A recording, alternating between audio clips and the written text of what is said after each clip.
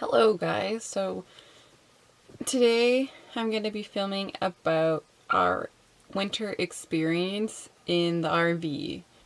I would say that this is my first committed winter in the RV and in a tiny home. Josiah spent the previous winter in our camper.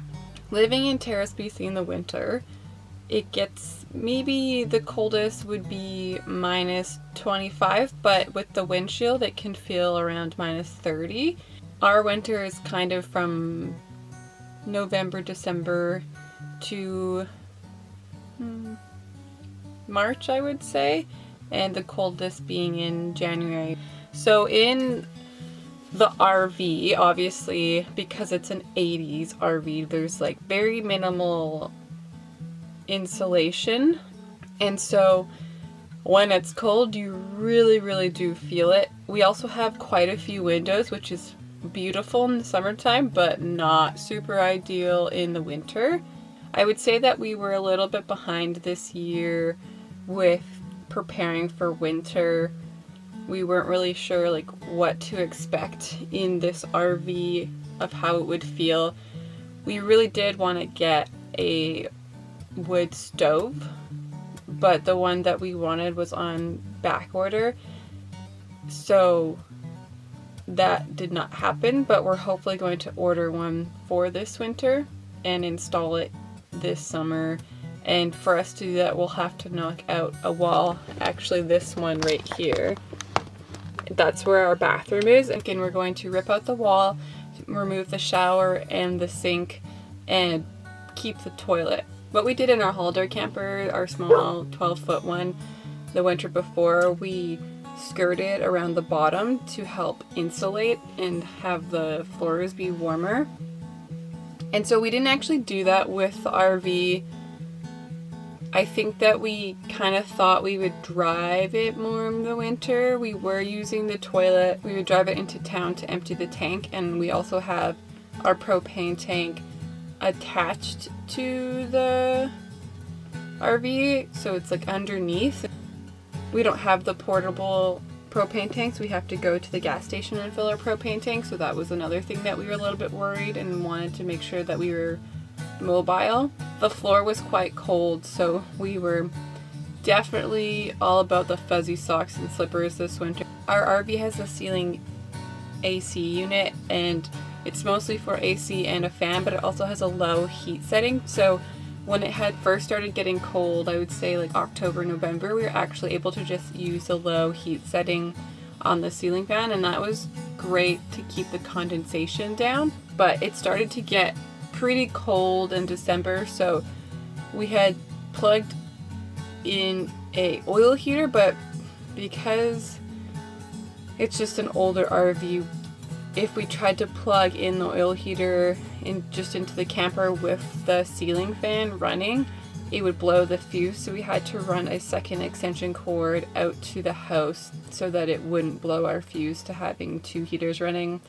And then eventually, kind of more into December, at the ending there when we were starting to drop down into the -20s, the ceiling heater started to not be warm enough, so we had to eventually just stop using that, plug in the oil heater into the RV, and then run a second extension cord out to another heater, an electric heater as well. This one blows air, and again, that really helps keep the windows and the condensation down, keeps everything dry.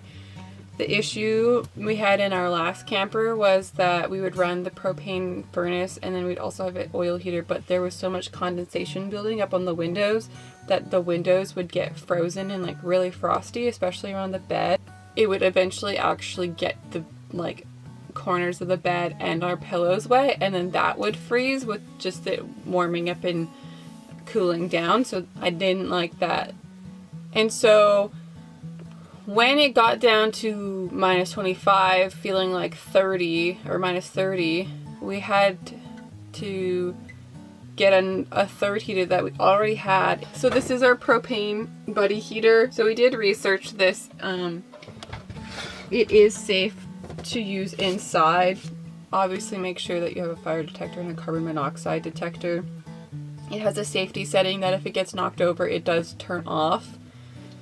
The only thing with that is because we have a very fluffy dog, Ruben gets too close to it and burns his fur or his whiskers, so we obviously only run it when we're watching and when we're around, and we usually just turn it on like when we get home from work and like before bed just to warm it up. So that's only when it's like super cold in here. The other thing that we did was cover the windows with Reflectic so that it helped to insulate. The curtains that were in here when we bought it are just made out of dish towels, and they don't actually cover the whole window, so it doesn't really keep any of the cool air out. So we did cover our 2 biggest windows. And then what we were doing, I've actually already taken them down, but we had the 2 bigger windows covered with Reflectix, had the curtains over, and then used blankets to cover the window even more because it was so cold. Another thing that we did, and I'll show you here in a minute, the bed has an opening and underneath it for storage that was letting a lot of cool air blow, and the bed isn't insulated very well, so we're also going to try and rebuild that this summer. We covered any sort of openings with blankets, so as well we covered where the cab meets the back with 2 blankets and curtains to keep all of that out. So the cab is quite cold and obviously no insulation in there, so that also really helped as well. So, and then on top of that, I made sure to use fleece bed sheets on our bed. We have multiple blankets as well as a wool blanket to go on top to help keep us warm. Another thing that I did, I struggle more with the cold and the elements more than Josiah does. Every night when it was in that minus 25 to 30, I would heat up a water bottle and just kind of hug that for dear life. So we don't have any of our water hooked up, so we can't do dishes in here. We can't have any water running the lines because we don't want anything to freeze. So luckily enough, because we're living on a property with a house, I do carry the dishes in and out and just in a bin to do the dishes inside the house. As well with the toilet, we're not using the toilet because, again, with the sewage system, we don't want it to freeze. And also, we don't really want to drive this right now in the winter because we're now snowed in, so we can't go and dump it. So yeah, we usually just go to the bathroom outside in the middle of the night. I will pee in a bucket and empty it in the morning so that I do not have to go outside when it's super cold. I know it's not the most amazing thing to do, but that is what I will do. We do not poop outside around the house. Enough about poop though. We do have a propane furnace in this RV as well. We don't know how it works.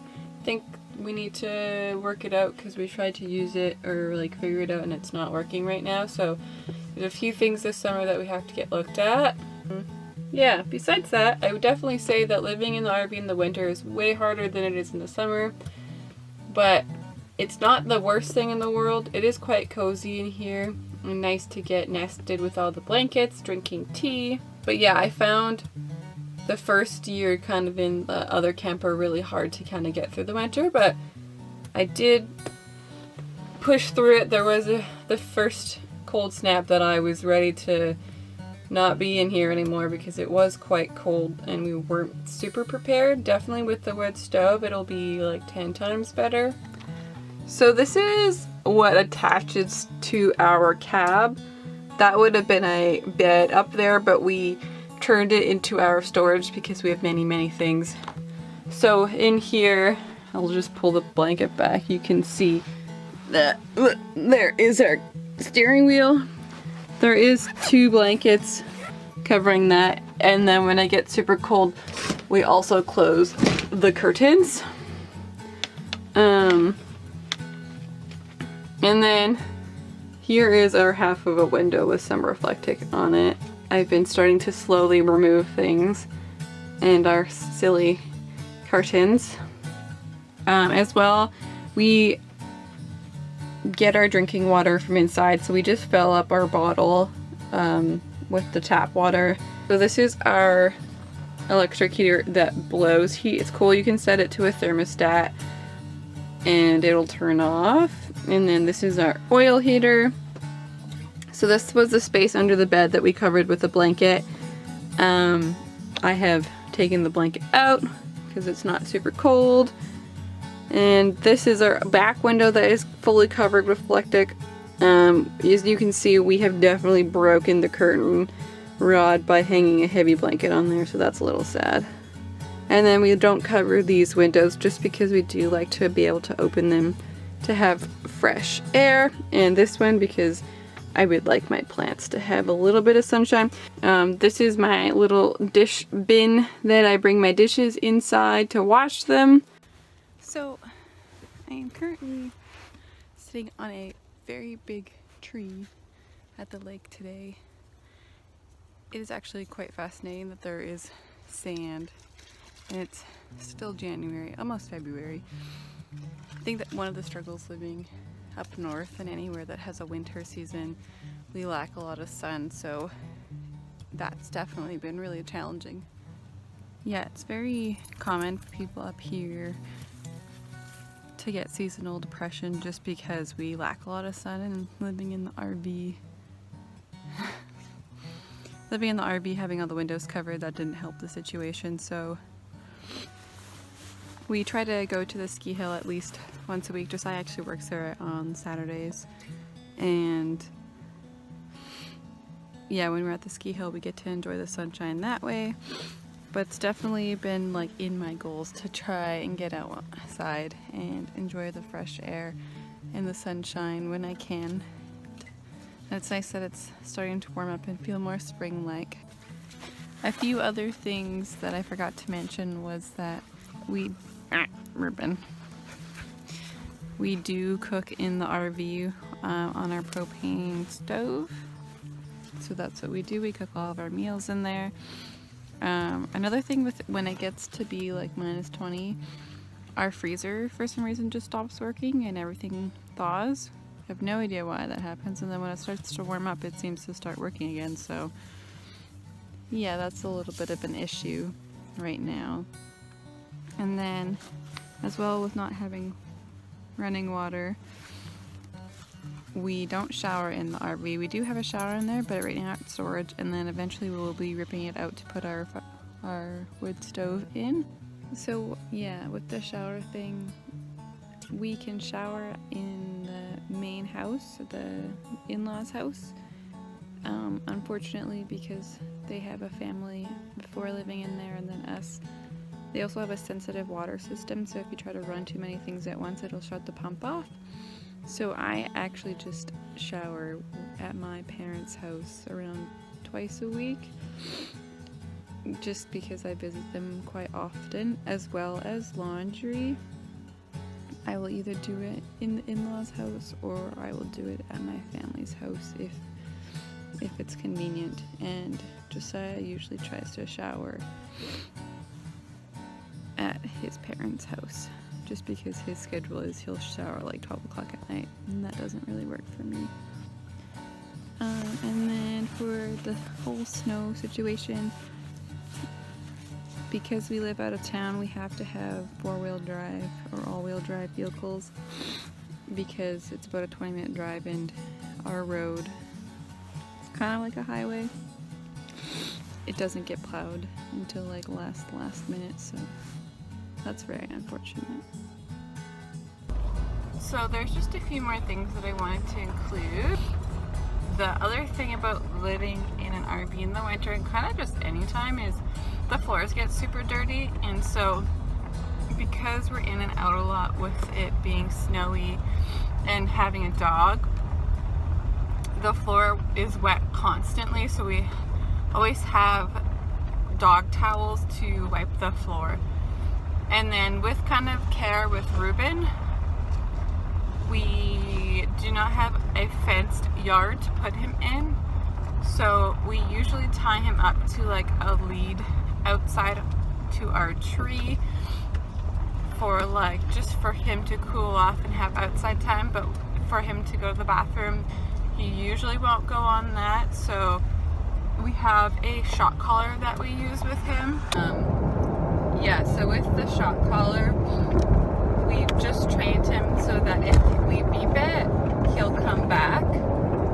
And then besides that, like on a daily basis, because it was quite cold out, we would take him for a run behind the truck down like dirt roads. So I think that's it for this video. I hope you guys enjoyed this one. If you did like it, give us a thumbs up. If you have any other questions, you can just comment those down below. And if you want to keep seeing us make videos about the RV and our life,